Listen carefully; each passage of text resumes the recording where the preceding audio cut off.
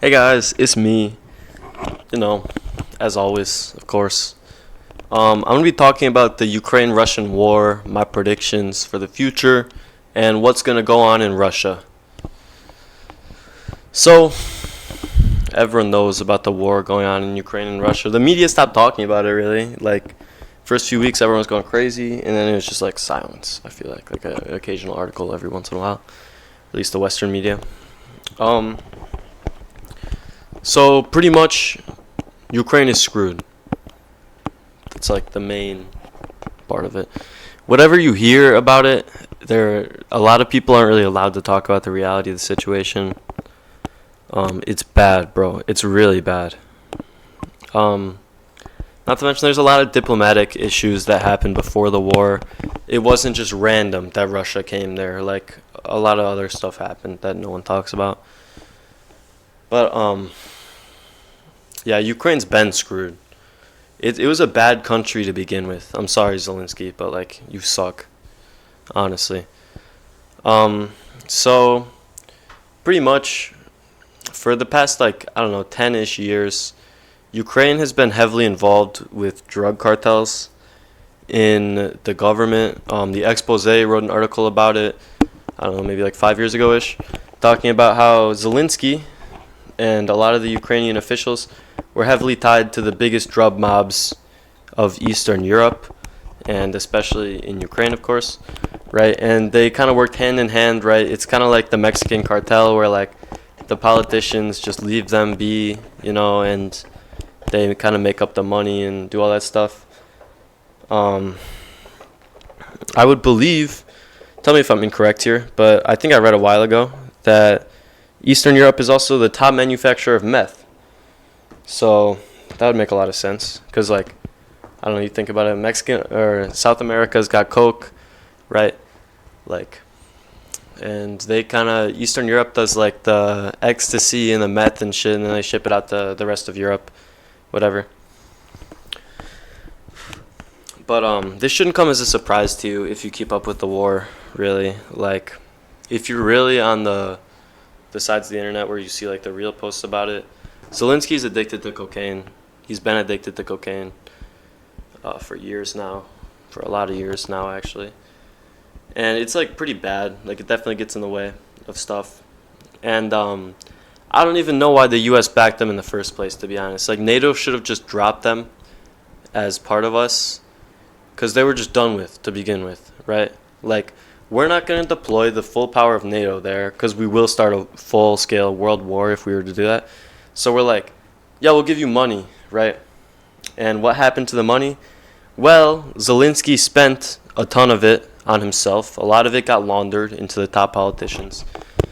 And some of it definitely went to the war efforts, but not enough by any means. And it was just a pointless endeavor to begin with. I mean, like hundreds of millions of dollars down the drain, right? And so what happened after we gave them all this money? Well, nothing. It was a clusterfuck, bro. So many people died. When Zelensky put out the figure like a few weeks ago that he said 30,000 Ukrainian soldiers died, bro, are you serious? How did anyone believe that? Well, that's actually ridiculous. That's insane. They're getting destroyed out there. I mean, Ukrainians are underprepared to be in the military like that, to be serving in an operation like this, and it was obvious that they were just done for to begin with. You look at the past of when Russia is involved in large wars, right? World War One and Two. What happened? Russia is such a big country, bro, that it's very hard to fight against. Like, they're like their own power, you know? They're so much stronger than all these other countries. And it's just because it's a huge, huge country, right? Like, it's very hard to fight against when they could just keep putting out people and people and people.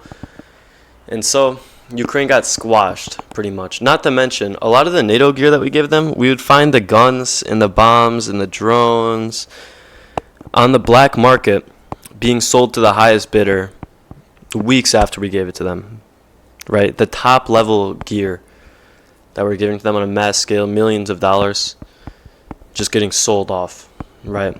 For like nothing. And it's sad, bro, honestly. Like, it's tragic. Like, I almost have the belief that we should still have the military like it used to be in the medieval times, where like the leader of the country, the king, the ruler, is fighting in the battle. Because when you don't have that, bro, the military is pawns. Like, that's how you know that they actually care about the issue, is their involvement in it. But Zelensky's pretty much made a totalitarian regime. I don't know if anyone remembers the American journalist that went to Ukraine and he criticized it, and he got thrown in jail for a bunch of years. And I'm pretty sure he died. Yeah, he died of like pneumonia or something because he was being treated badly. And bro's an American. And a bunch of Americans were like, guys, we need to do something about this. And America's like, we can't do anything, bro.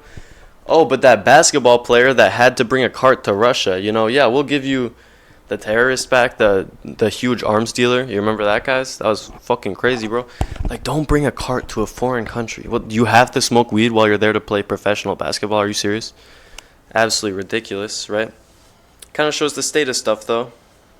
How delusional the U.S. is.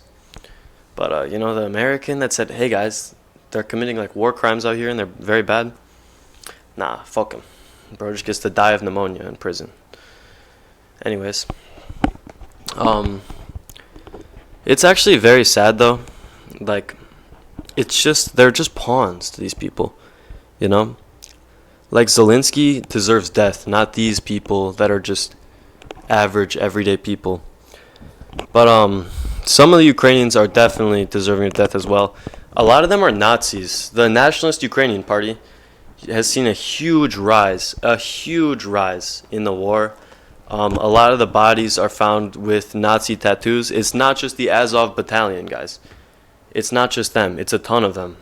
Like, an absurd amount of them are Nazis. And it's just not good. Like, they're just not good people. Everyone on the fronts knows that the war is over. You knew that the war was over when they started drafting random people, right? Like, at first, it was just mandatory conscription for all men that could serve, right?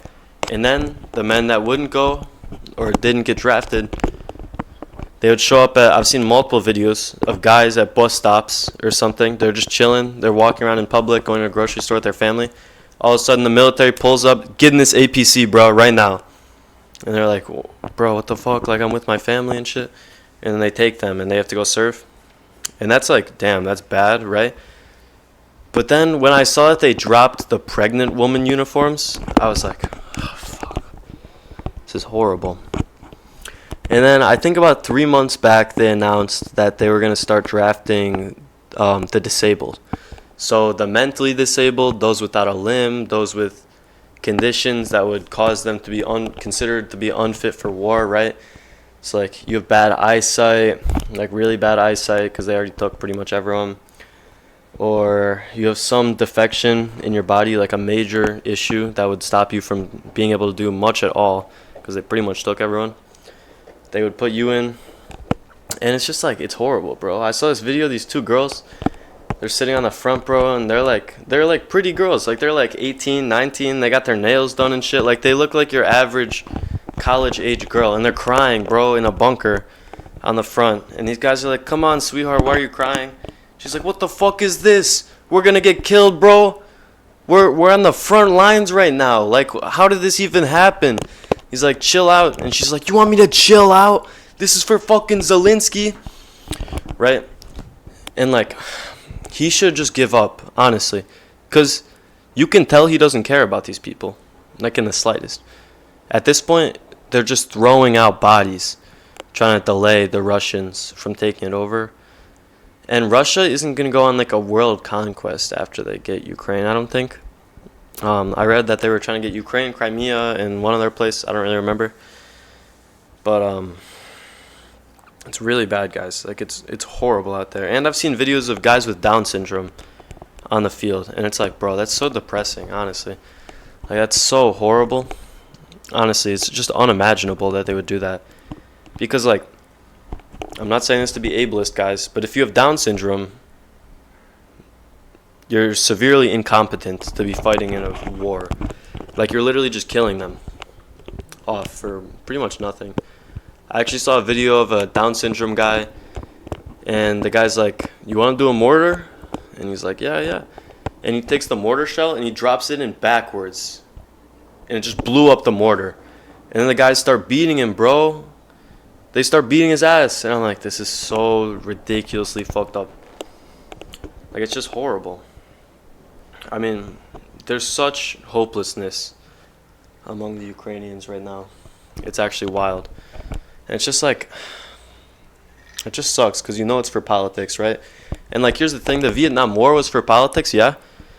And what I mean by for politics is like, the war is in the interest of a select few people, right? The Vietnam War, we didn't need to be there. The Gulf of Tonkin was staged and all, but not even close to the level of casualties of Ukraine. Like, they're just getting slaughtered right now. And it's horrible. Like, it sucks to see. That's just the reality of the world. But the only one of the only good officials of the Ukrainian regime was Zakhunsky or some shit. He was the second in hand to Zelensky, and he criticized Zelensky, and Zelensky was like, he's an alcoholic, he's a degenerate, and he fired him, bro, and he was the only competent person. Every military analyst said this. He's the only competent person in the regime, and now they're just getting totally fucked. Like, it's so bad, honestly. I just hate to see it, you know? But, here's what my prediction is for the future of Russia. Ready? So once they get Ukraine, there's going to be a great reconstruction era of rebuilding up Ukraine, and no one's going to get Ukraine back, bro. Like, it's not going to happen.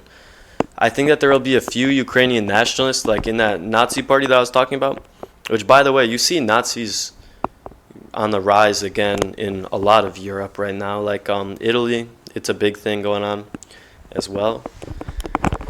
But I think that there will be some nationalists of Ukraine that are going to fight back once the Russian government starts to stage reconstruction, right?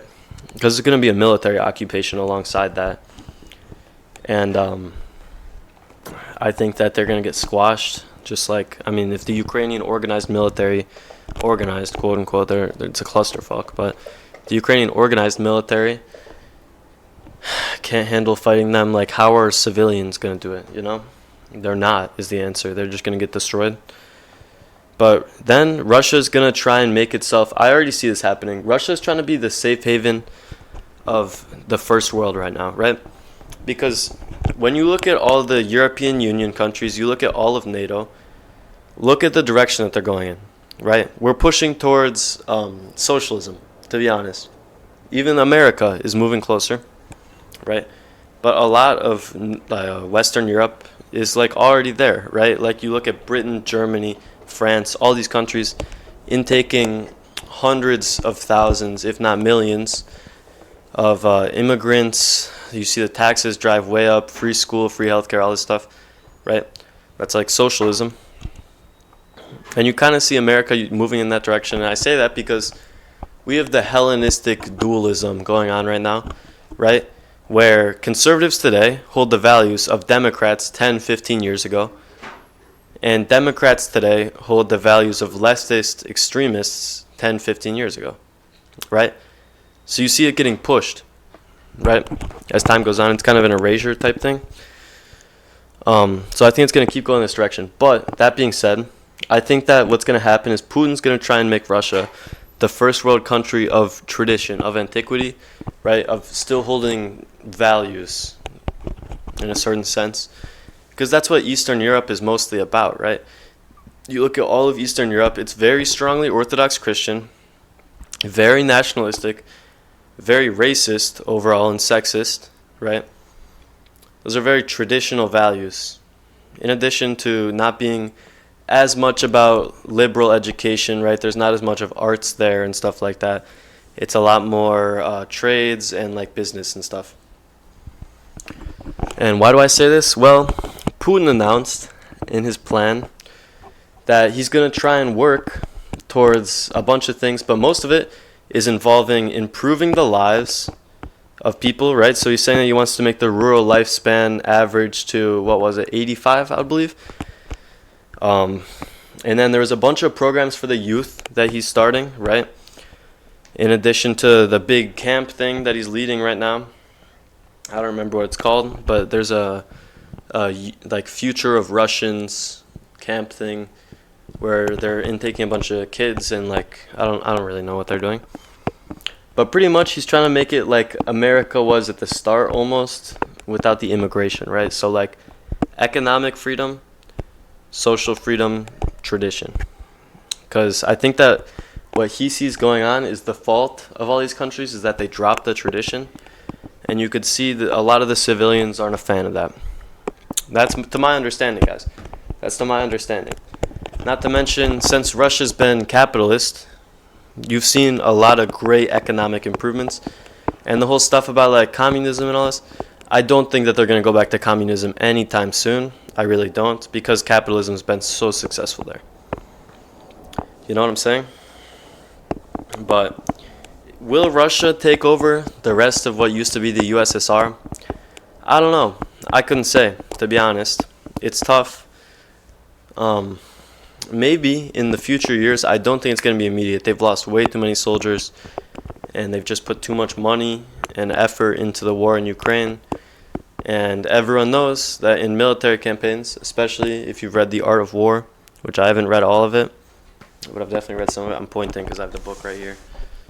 Look, you see the red one? Right here? Yeah, that's it. In The Art of War, they talk about one of the best ways that you could win a war is just by outlasting your opponent, right? Like, that's a common principle of war. So Russia's not going to let themselves go through that. And not to mention, guys, I think a big other thing with Putin is that he sees how many Americans, well, he doesn't even see how many Americans. Everyone knows Biden's a joke, bro. If you're into politics at all, you're like, what the fuck is this? Like, I honestly lost so much faith in the American political system. Like, I knew it was bad, but I didn't realize it was this corrupt until Biden came into office. And I'm like, this guy didn't win, bro.